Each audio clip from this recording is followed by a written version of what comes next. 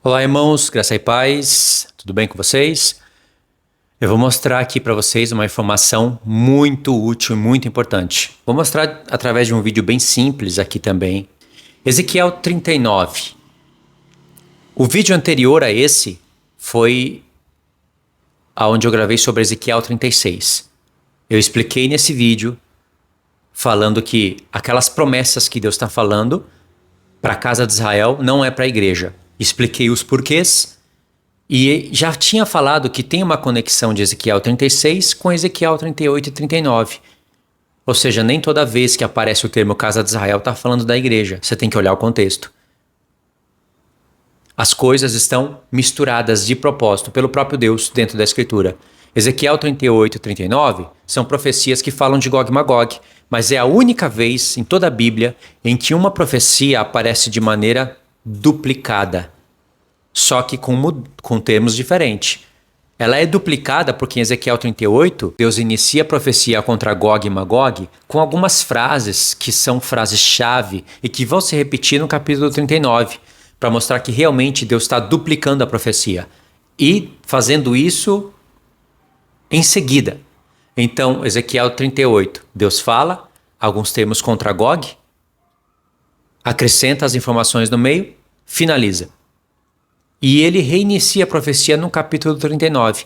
Não era por capítulos, a palavra de Deus veio para Ezequiel e veio de maneira duplicada, só que Deus muda os termos e ele vai e fala algumas coisinhas diferentes que não falou no 38, então você precisa do 38 e do 39 para ter a informação completa, mas de fato a profecia é dupla e tem um início, um meio e um fim. Nas duas vezes Deus fala o que vai acontecer e sobre o Israel futuro, sobre as bênçãos futuras, ou seja, é uma profecia dupla, parece ser a mesma coisa, mas não é. Ela acontece de maneira duplicada e os tempos são diferentes. Assim acontece com profecias falando da primeira e da segunda vinda de Cristo. Assim acontece com profecias falando da queda da Babilônia. Isaías 13, por exemplo, Isaías profetizou antes da Babilônia cair. Só que na profecia de Isaías 13 já tem agrupado ali, agendado a queda da grande Babilônia. A mesma coisa com o reino da Grécia. Na verdade, em cada reino, Deus vai deixar um testemunho duplo. Na Babilônia, na Pérsia, na Grécia e até mesmo quando fala de Roma. Mas, por exemplo, em Isaías 13 é bem claro de se entender que Deus está falando da queda da grande Babilônia, mas acabou profetizando a queda da primeira, ou vice-versa. Falou da queda da Babilônia, da primeira, e aproveitou para falar da queda da grande Babilônia. Então, em Ezequiel 38 e 39, Deus quis fazer semelhante e diferente. Semelhante porque vai ter um Gog e Magog antes do milênio e um Gog e Magog depois. Diferente porque a profecia foi duplicada. Assim é com a questão do templo de Ezequiel e com a Nova Jerusalém. Parece ser a mesma coisa, parece ser ao mesmo tempo, mas não é.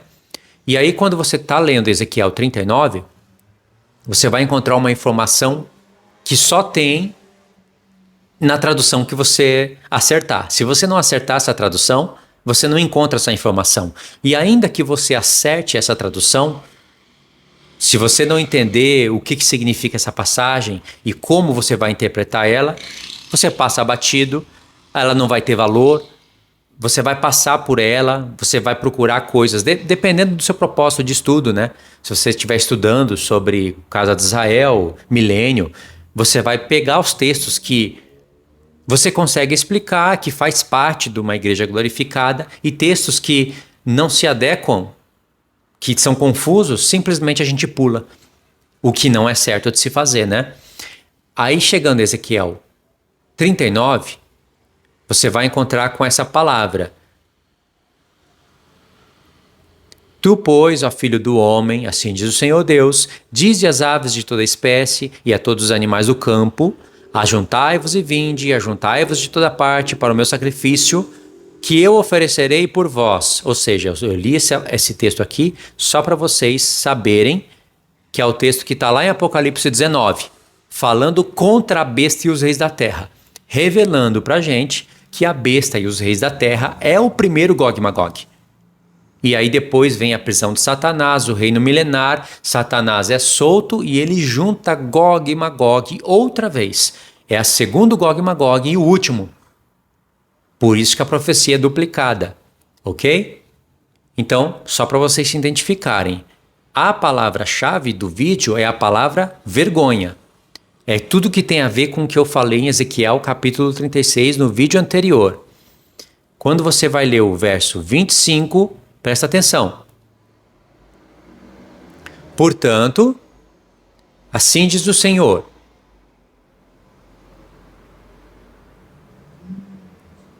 agora tornarei a mudar a sorte de Jacó e me compadecerei de toda a casa de Israel. Terei zelo do meu santo nome. Olha aqui, verso 26. Presta atenção no que você vai ouvir. Se você puder olhar para a tela do celular, é melhor. Esquecerão a sua vergonha e toda a perfídia com que se rebelaram contra mim, quando eles habitarem seguros na sua terra, sem haver quem os espante. Você vai ler isso daqui e você vai falar, é a igreja. Por mais que em Ezequiel 36 você não consiga aplicar isso para a igreja, porque lá está falando que Deus faz as coisas não é por amor da casa de Israel, e sim pelo santo nome dele, e que o povo lá vai ter vergonha, eles vão se lembrar das vergonhas dele, vão ter nojo. Mas mesmo assim, Deus está dando o Espírito, está derramando água pura neles, está purificando eles, está tirando o coração de pedra, colocando o coração de carne, mas não é por amor. Está escrito 2 vezes, e na segunda Deus fala, fique bem entendido. Essa informação é para eles, claro, para eles lá no tempo de Ezequiel, para eles lá do futuro, que eles vão ficar bem entendido o porquê que eles estão sobrando, que eles estão entrando no milênio, que eles vão ter do Espírito do Senhor, eles vão ser chamados povos de Deus, mas eles estão entrando com uma certa vergonha. E Deus está falando, fique bem entendido. Mas essa informação também é para nós. É como se o Espírito tivesse dando a entender, vou pôr eles à prova. Eles sabem que o meu sacrifício é por amor à igreja.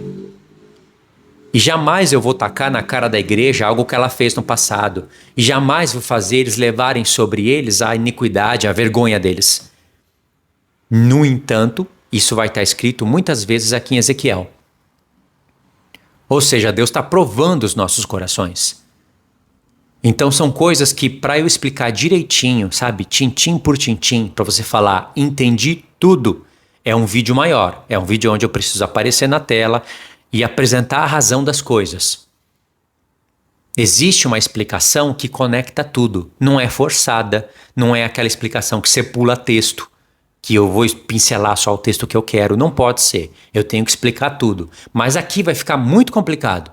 É só para vocês entenderem como você precisa da tradução certa, você precisa de perseverança na pesquisa e meditar, sem hipocrisia, sem teimosia de coração. E Deus te revela as coisas. Aí você vai continuar lendo aqui, ó, apareceu a palavra esquecer da vergonha, quando o povo habitar seguro. Aí o verso 27 diz, quando eu tornar a trazê-los de entre os povos e houver ajuntado das terras de seus inimigos e tiver vindicado neles a minha santidade perante muitas nações. Esse texto aqui, ó, vindicar a santidade, está lá em Ezequiel 36. O mesmo termo, aonde Deus não está falando com a igreja, mas sim com a casa de Israel, que vai estar dentro do milênio como povo de Deus. Vai ser santo, vai ser um rebanho de homens, mas vai ter uma certa vergonha sobre elas. E aí no verso 28 diz, saberão que eu sou o Senhor, seu Deus, quando virem que eu fiz ir para cativeiro entre as nações e os tornei a juntar para voltar à sua terra, e que lá não deixarei nenhum deles. Já não esconderei deles o meu rosto, pois derramarei o meu espírito sobre a casa de Israel, diz o Senhor. Por esse texto aqui, ó, de derramar o espírito, de não esconder mais a face, certamente muitos iriam falar, é a igreja. Vocês vão olhar para esse texto de novo e vão entender que não é a igreja. E não vai ser difícil de provar isso. E olha só o que vem logo em seguida. O templo de Ezequiel. Olha como Deus foi sábio, hein?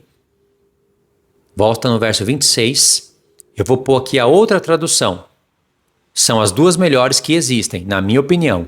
Almeida Revista e Corrigida, Almeida Revista e Atualizada. Quando você for estudar a palavra de Deus, não existe uma preferida. As duas são importantes. Às vezes uma acerta em um ponto, às vezes a outra erra.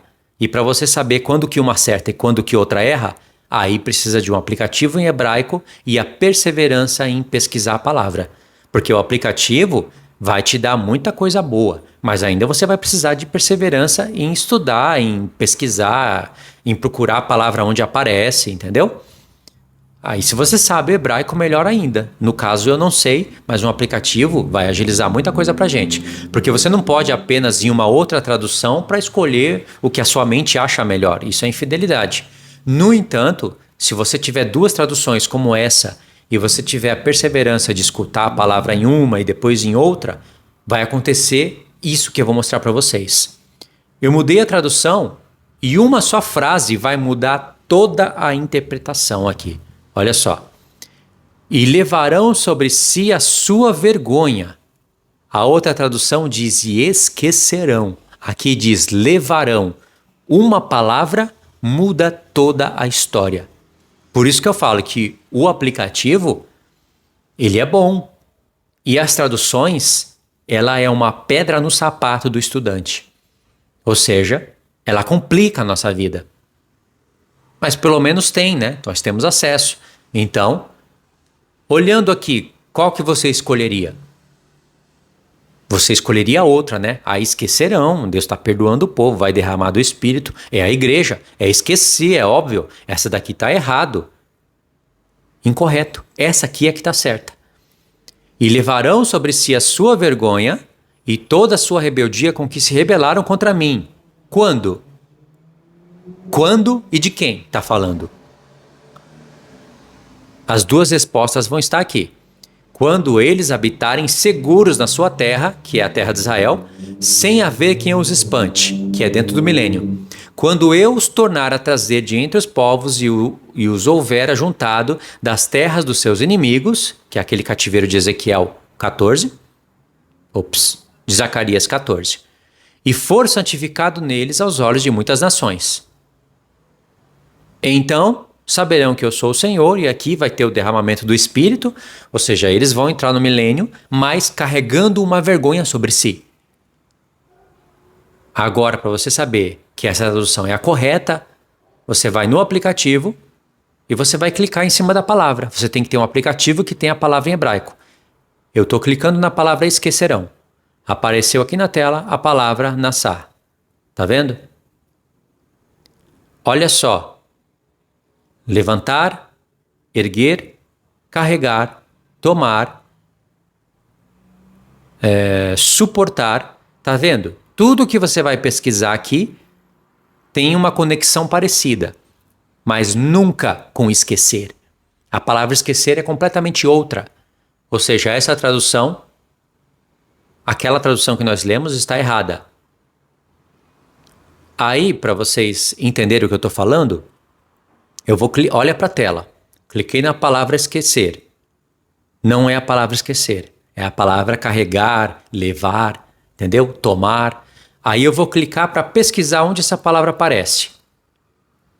Vão ter muitos textos, mas a maioria deles, levantarás, levantar, suportar, e você vai seguindo e você vai encontrar as palavras semelhantes. Vamos encontrar o texto de Isaías, que vai ser chave para essa explicação aqui. Mas é chave mesmo, importantíssimo. Isaías 53. Vocês vão ver que é a mesma palavra, que é por onde a gente prova qual a tradução que está correta. Isaías 53,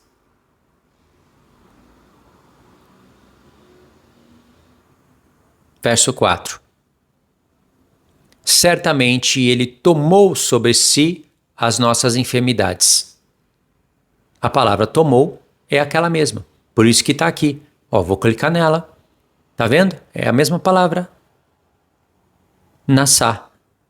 Ou seja, em Ezequiel 39, Deus está falando que a casa de Israel, que vai receber do Espírito e que vai morar na sua própria terra sem ter quem atormente ela, quem tire ela de lá, ela vai carregar sobre si a sua vergonha.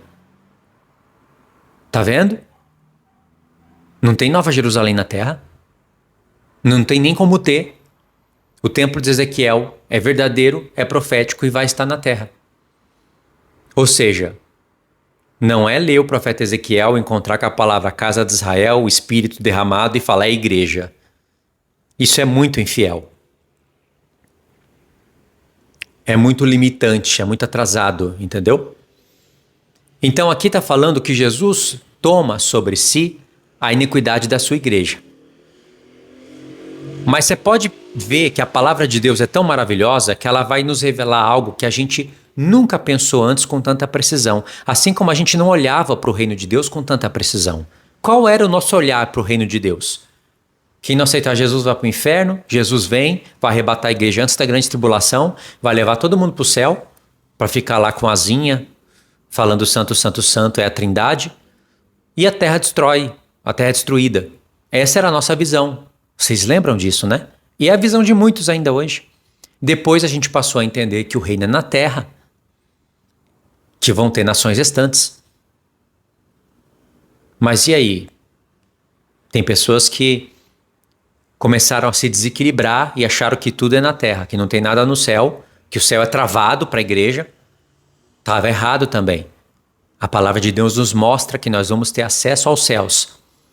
Ou seja, a igreja que vai reinar sobre a terra, sobre uma Jerusalém terrena, sobre sacerdotes rebaixados, sobre nações restantes, ela vai ter acesso aos céus e de fato vai ter congregações lá, ela vai ter reuniões lá, ela vai estar assentada em tronos, em lugares nas regiões celestiais, sendo abençoada com todas as bênçãos espirituais nos lugares celestiais. Em Efésios 1:4, Paulo fala que Cristo nos fez assentar nos lugares, nas regiões celestiais. Em Efésios 2, do verso 5 ao 6, ele acrescenta um detalhe. Ele fala, e nos abençoou com todas as bênçãos, nos fez assentar nos lugares celestiais, nos abençoou com todas as bênçãos espirituais, nos lugares celestiais em Cristo, para mostrar para os séculos vindouros a suprema grandeza do seu poder e da sua graça. Ou seja, os séculos vindouros são os séculos dentro do milênio. Nações vão ter que testemunhar isso e dizer, tem um povo que está no céu.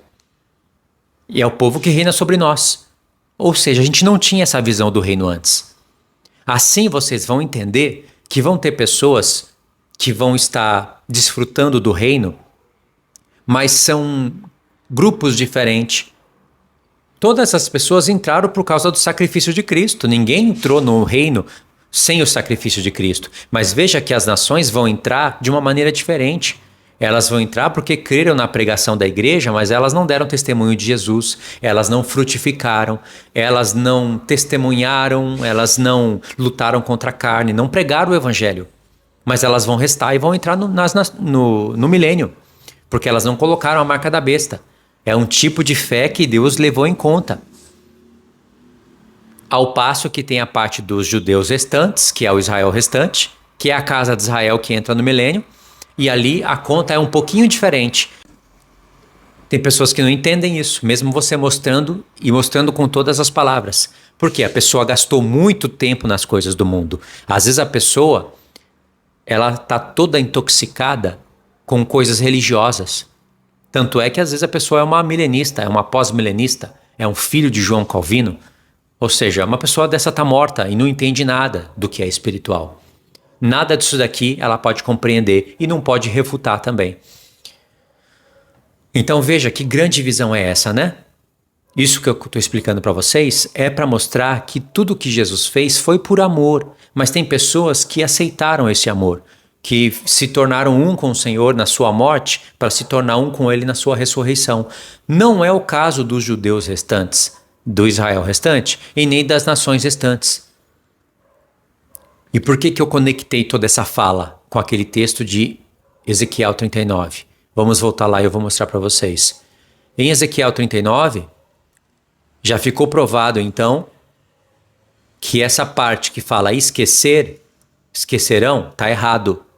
E não é uma simples palavra. É uma palavra que altera todo o sentido do texto. Então a palavra correta é essa que eu vou colocar para vocês, que eu mostrei no hebraico. É a palavra levar. Levarão sobre si, eles vão suportar uma vergonha. Que vergonha é essa? Uma coisa é ler, outra coisa é você explicar. A vergonha que eles vão ter que levar e suportar é a vergonha deles mesmos saberem e de todos saberem que eles poderiam fazer parte do sacerdócio eterno, de um sacerdócio de rei, mas eles não estão fazendo. Essa é a vergonha, porque se Deus não deu a chance para eles serem sacerdotes glorificados, então não tem vergonha, eles não tiveram a chance. Mas tendo a chance e perderam, isso é vergonhoso. E motivo dessa vergonha, no início do milênio, vai ser motivo de choro. Por mais que eles então estão entrando na vida, eles estão chorando amargamente, como quem chora por um unigênito. Zacarias 12 sempre vai ser uma chave, porque não tem como distorcer. É um texto tão claro e tão específico que nenhuma linha existente nesse mundo pode distorcer aquilo. Eles não estão mortos, Jesus já está na terra e eles estão chorando, cada família à parte. Família de Davi, a família de Levi, descendentes de Zadok, estão vivos, não estão glorificados e estão chorando. Não é a igreja. É uma vergonha que eles vão ter que carregar. Essa vergonha pode ser mudada dentro do milênio? Pode. Pode ser, porque muitos deles vão ser jovens e muitos deles talvez estarão vivos no final do milênio. Seja como for, eles vão entrar no milênio, vão ter longevidade, como tinha na época antediluviana, e eles, certamente, muitos deles vão morrer de velhice. Então, dificilmente eles vão apostatar. Na segunda ressurreição, no grande trono branco, eles não vão ressuscitar para serem condenados. Eles vão ressuscitar para receberem conforme as suas obras dentro do milênio. O que eles ensinaram para os seus filhos, como eles frutificaram para Deus, como eles serviram a Deus.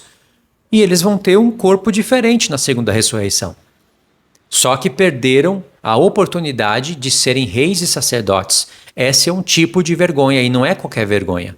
Imagine você hoje, tendo na sua mão tempo de paz, podendo frutificar, sendo abençoado por Deus, você recebeu a vocação celestial, você vai lá para o deserto, aí lá dentro do deserto você começa a enfraquecer, não ao ponto de apostatar.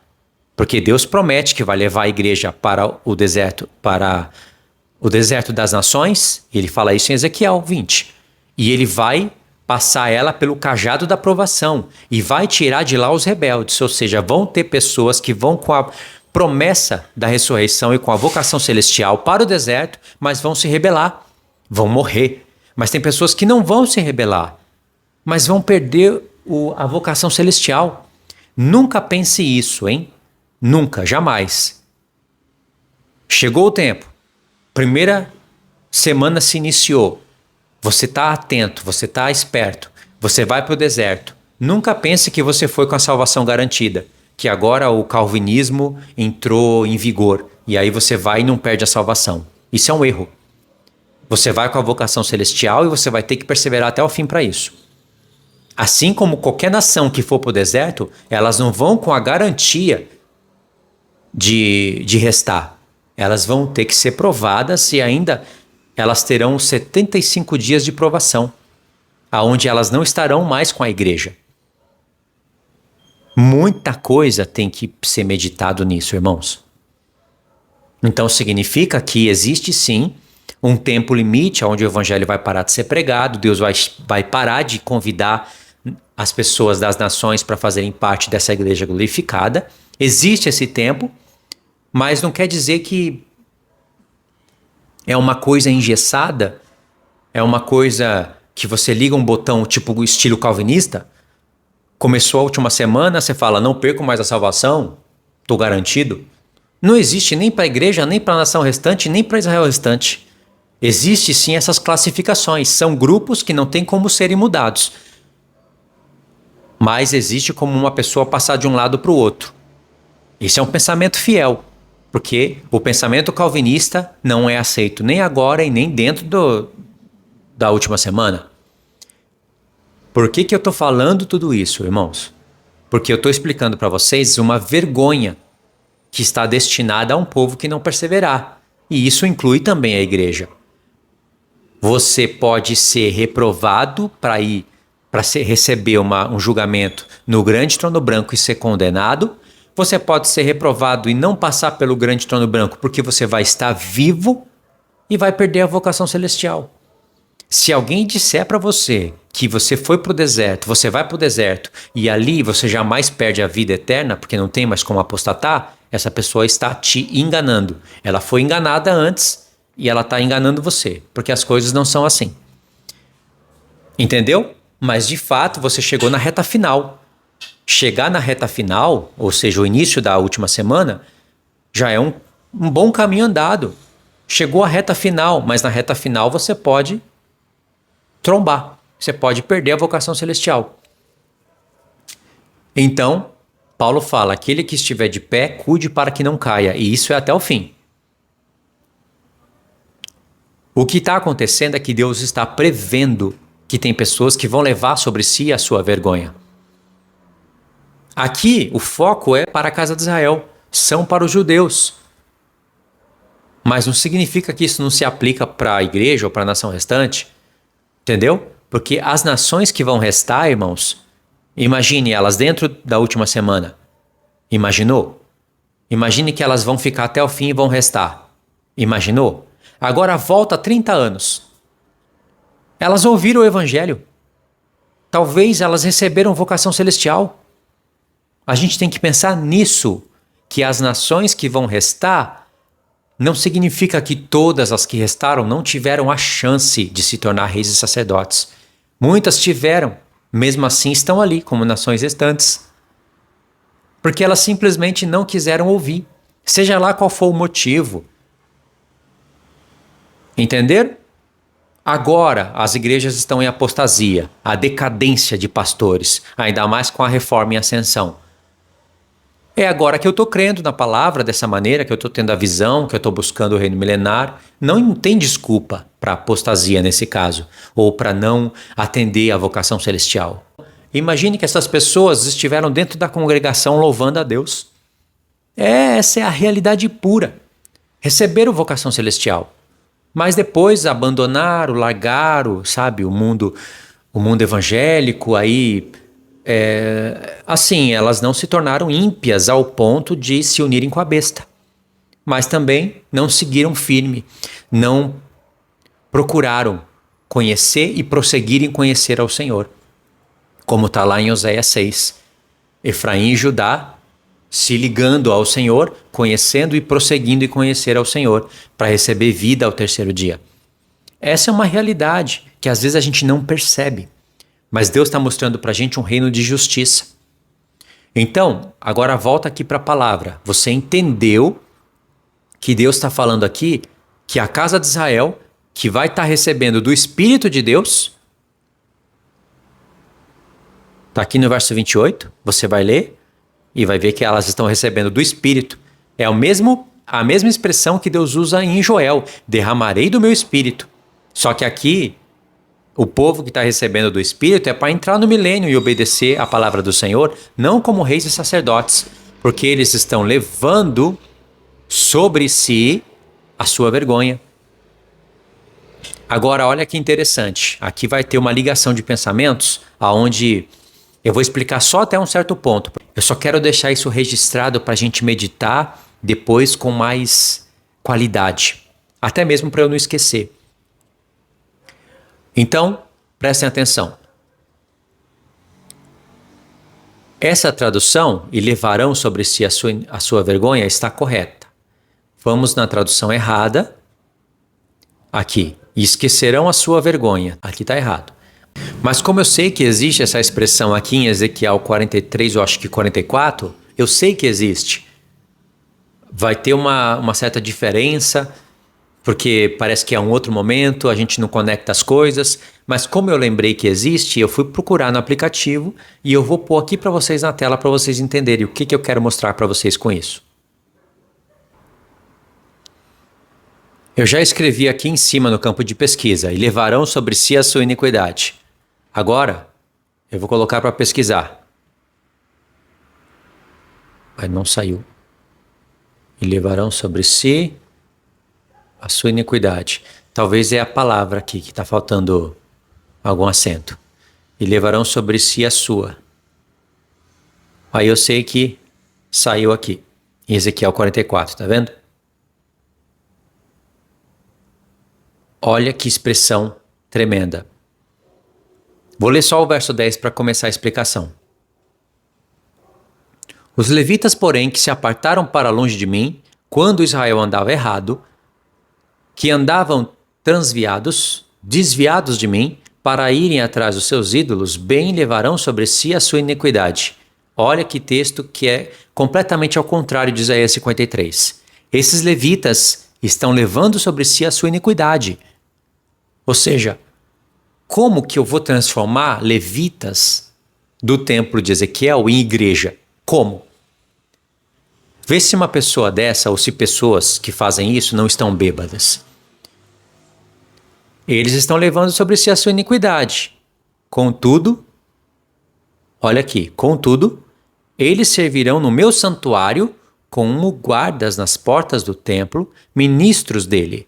Eles imolarão o holocausto e o sacrifício para o povo e estarão perante este para lhe servir. É a igreja aqui, esses levitas? Esses levitas aqui do verso 10 não pode ser igreja.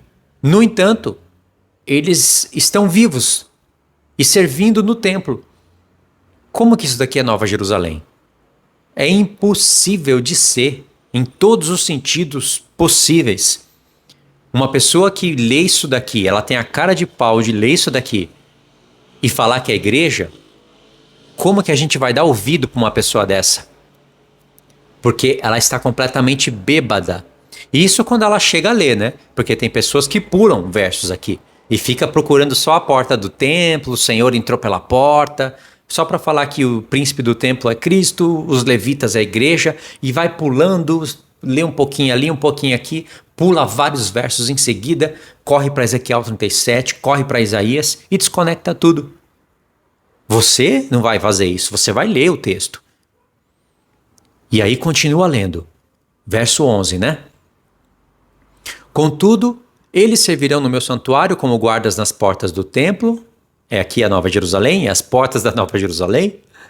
E ministros dele, eles imolarão holocausto e sacrifício para o povo, estarão perante este para servir. Aí eu já vi gente falando aqui, ó, holocausto e sacrifício. O escritor de Hebreus fala que não existe mais, que é uma anulação ao sacrifício de Cristo.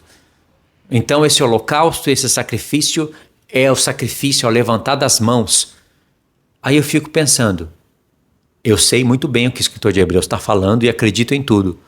No entanto, como eu já expliquei antes, o escritor de Hebreus está explicando um propósito para a época da transição de alianças. Ele não está explicando nada sobre o templo de Ezequiel. Por isso que ele nem escolheu o templo de Ezequiel para falar. Ele escolheu o tabernáculo de Moisés, que é bem diferente das leis do templo de Ezequiel e do templo de Ezequiel e do tempo de Ezequiel. E a pessoa acaba de falar aqui que são sacrifícios espirituais. No entanto, quem está fazendo ele são os levitas. Aí fala, o levita é a igreja. Mas está levando sobre si a sua iniquidade. Jesus não levou sobre si a nossa iniquidade? Como que então nós vamos levar sobre si a nossa iniquidade? Ou seja, esse povo está bêbado. Parece que não existe explicação para isso, né? Existe, é a explicação que eu estou dando. É só você não anular a palavra de Deus. Continua lendo no verso 12. Porque eles ministraram diante dos seus ídolos e serviram a casa de Israel de tropeço e de maldade. Por isso, levantando a mão, jurei a respeito deles. É um juramento que Deus fez, com a mão levantada. Ninguém vai poder falar, Senhor, abaixa a mão aí porque esse juramento está errado. Ninguém vai poder falar isso e ninguém vai poder falar, esse juramento é que os levitas são a igreja e que esses sacrifícios são espirituais e que esse templo é a Nova Jerusalém. Deus não levantou a mão para falar nada disso. Pode ver que a conta nem fecha quando você vai ler. Então Deus levantou a mão, jurando a respeito deles, desses que serviram de tropeço para a casa de Israel. Eles fizeram o que era mal aos olhos do Senhor. Mas o que Deus está falando? Diz o Senhor que eles levarão sobre si a sua iniquidade. Significa que estão condenados no grande trono branco e que foram para o Sheol e que já era? Não, o próprio Deus está falando.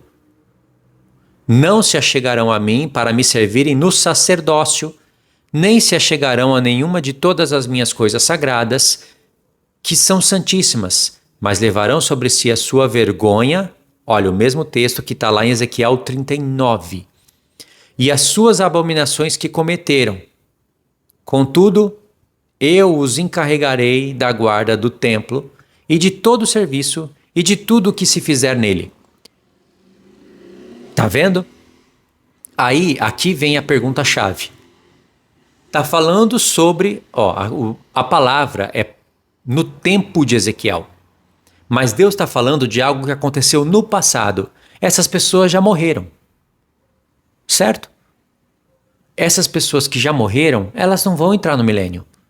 Elas só vão ressuscitar lá no grande trono branco. Então, como que vai se cumprir essa palavra? Seja lá qual for a sua cabeça, o que a pessoa pensa, se ela é milenista ou pós-milenista, ninguém vai ter a solução para isso daqui se a pessoa não meditar. Porque Deus está falando aqui de descendências. Essas pessoas que morreram, elas não vão ressuscitar na primeira ressurreição. Mas vai ter que se cumprir a palavra ou não? Vai. E como que vai se cumprir? São os descendentes futuros. É a mesma linguagem que Paulo usa em Romanos 11.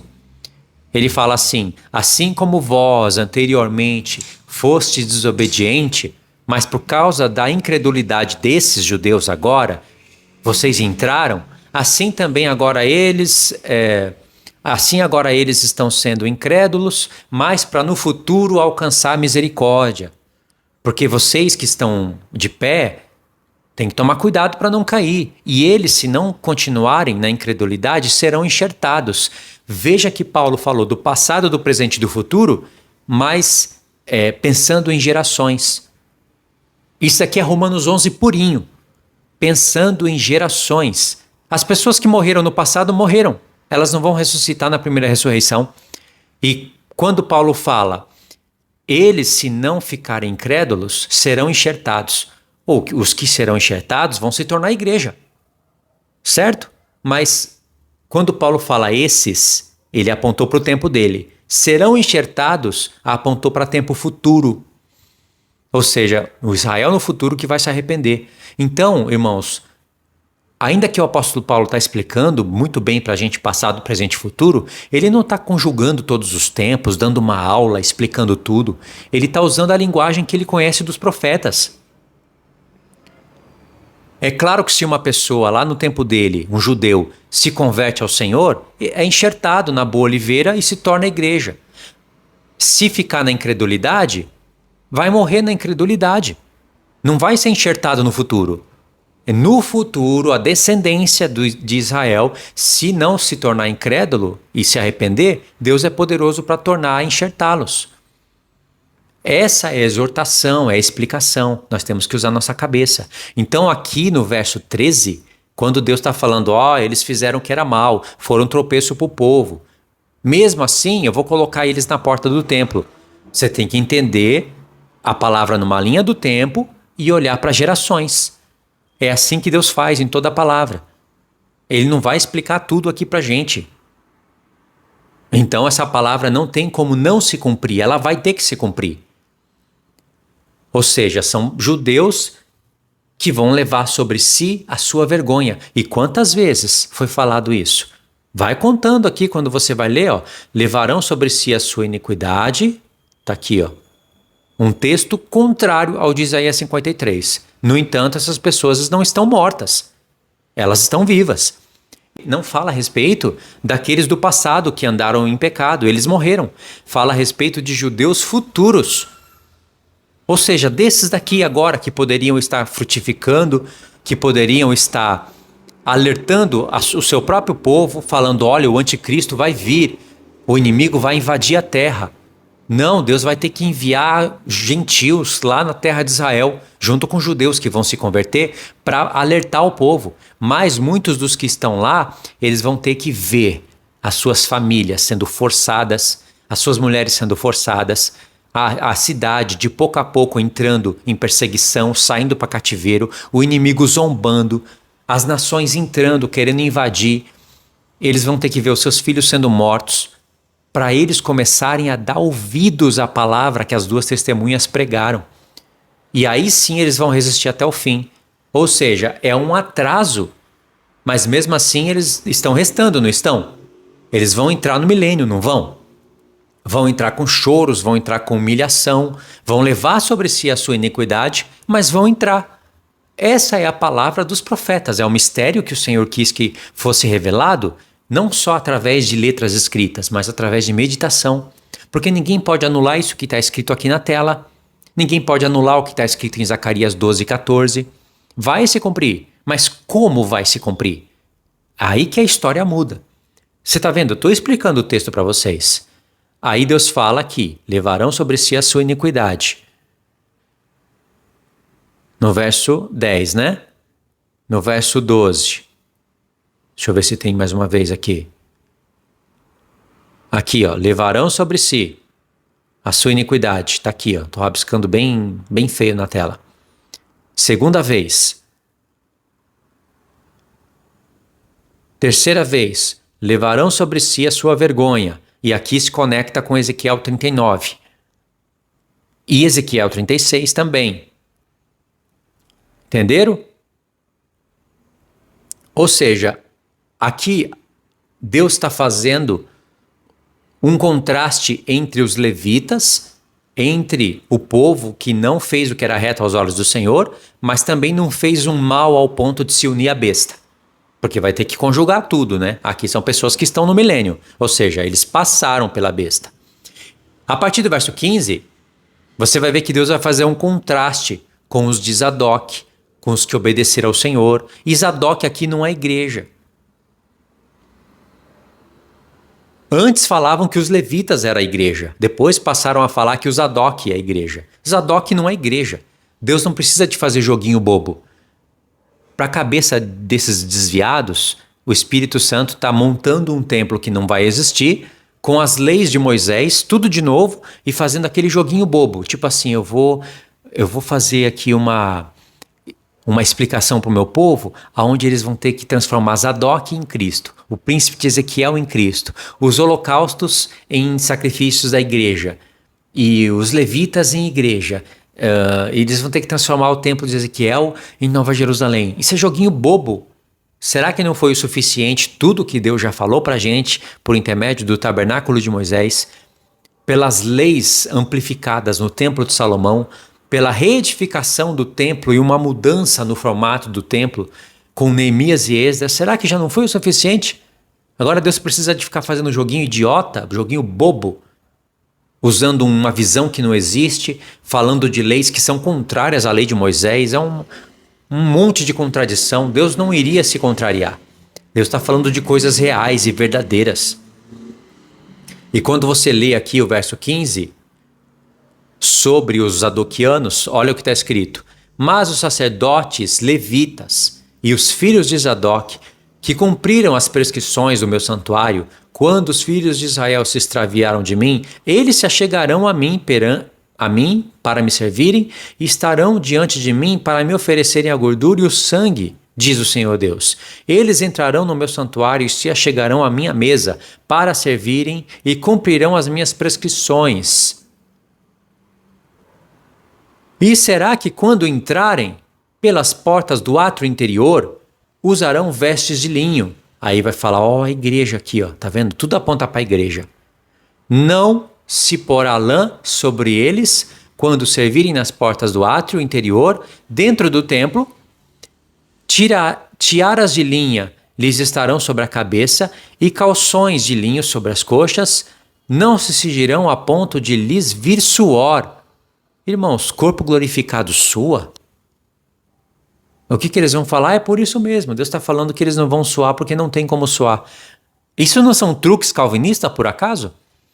Se Deus está falando de uma espécie de tipo de roupa, de tipo de corte de cabelo, para não vir suor, quer dizer que se não usar essas roupas aqui, o povo vai suar, vai transpirar.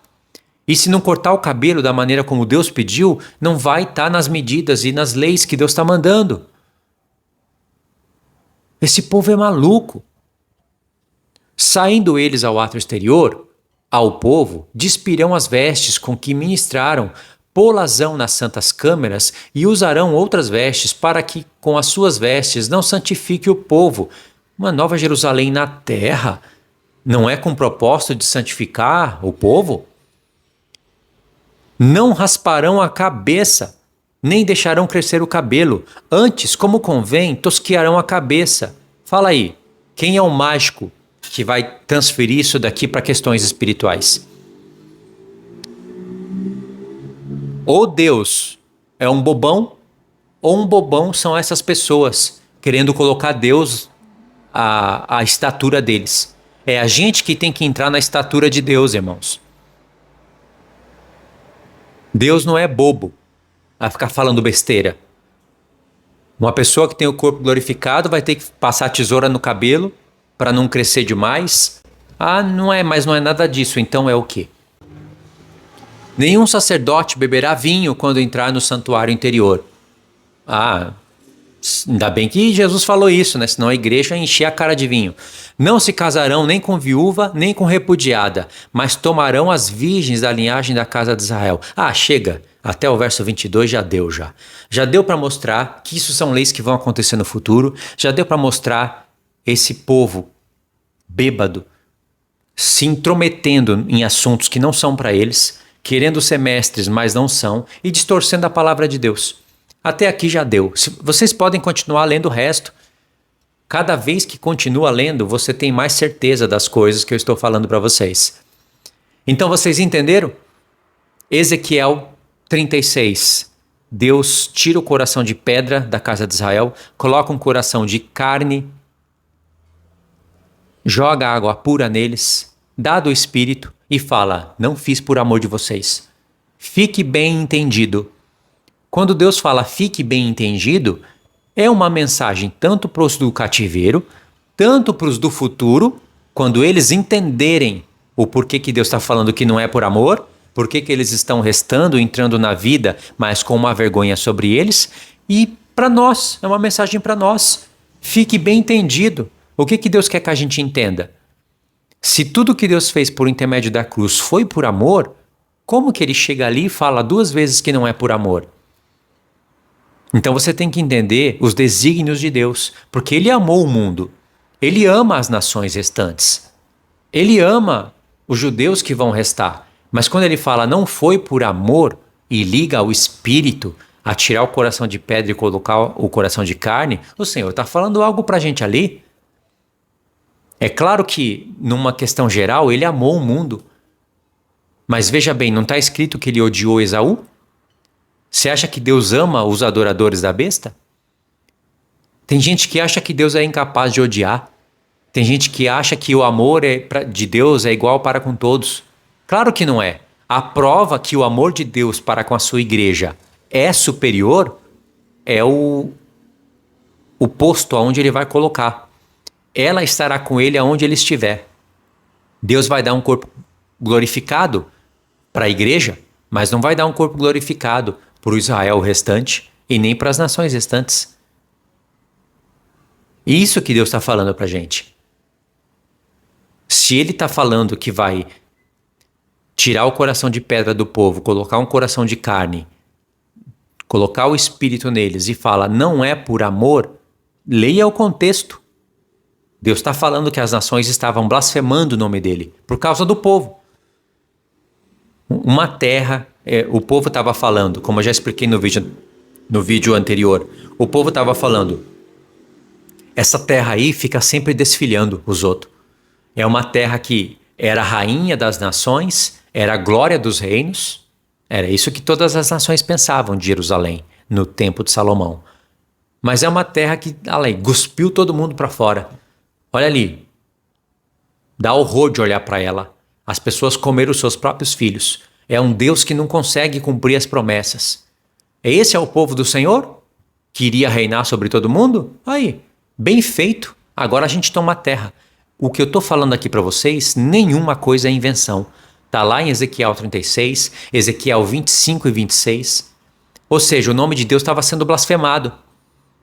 Mas então, Deus vai ter que calar a boca dos inimigos, porque os inimigos não sabem de nada disso que eu estou falando para vocês, que Deus tem 3 grupos de pessoas que vão entrar no milênio, que tem um grupo de glorificado, o outro são nações restantes, o outro são judeus restantes.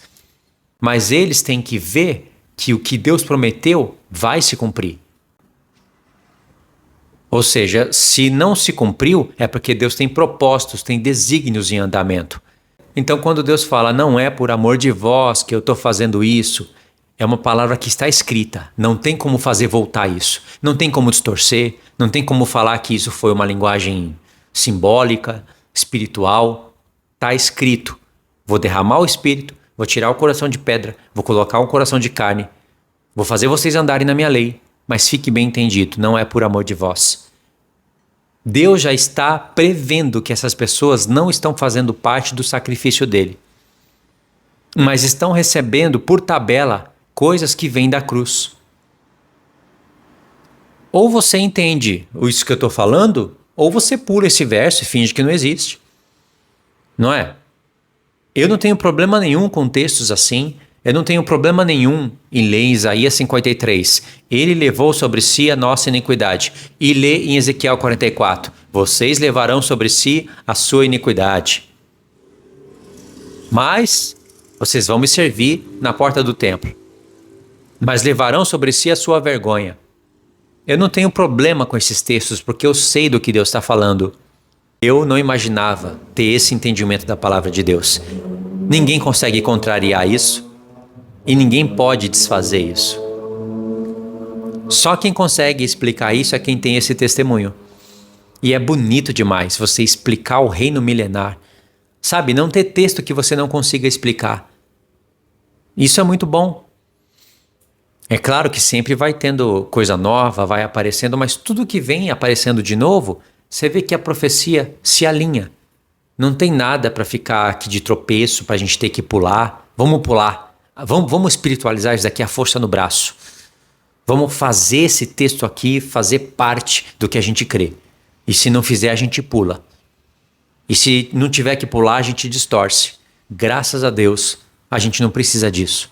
A gente consegue ler, explicar e falar, isso daqui é igreja, isso daqui é Israel restante, isso daqui são nações restantes, isso daqui é o reino da besta, isso daqui é o 7º milênio, isso daqui é a eternidade, isso daqui é o templo de Ezequiel.